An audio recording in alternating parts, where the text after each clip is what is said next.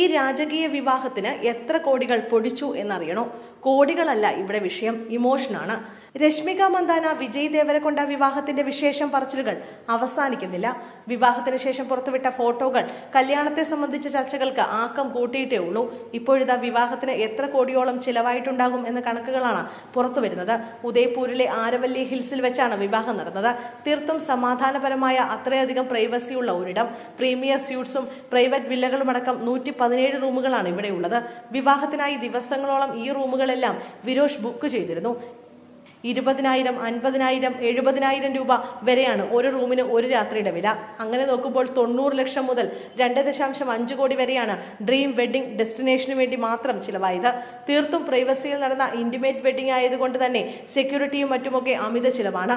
അത്രയും വലിയ ഡെക്കറേഷന്റെയോ ചാർജോ മറ്റു ചെലവുകളോ അതിൽ പെടുന്നില്ല.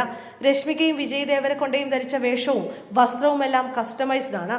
അതിന്റെ കോടികളുടെ വിവരങ്ങളൊന്നും പുറത്തുവിട്ടിട്ടുമില്ല.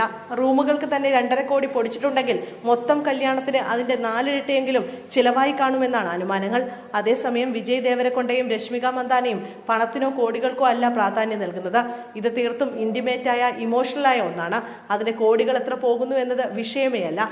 റിപ്പോർട്ടുകൾ പ്രകാരം ഈ വിവാഹത്തിന്റെ ഫുട്ടേജിന് വേണ്ടി നെറ്റ്ഫ്ലിക്സിന് 60 കോടി രൂപ വാഗ്ദാനം ചെയ്തിരുന്നത്രേ. എന്നാൽ തങ്ങളുടെ ഇമോഷൻ വിൽക്കാൻ താല്പര്യമില്ല എന്ന് വിജയ് ദേവരകൊണ്ട അറിയിക്കുകയായിരുന്നത്രേ. രശ്മികയ്ക്കും വിജയ്ക്കും ഒരുമിച്ച് 130 കോടിയുടെ ആസ്തിയുണ്ട് എന്നാണ് വിവരം.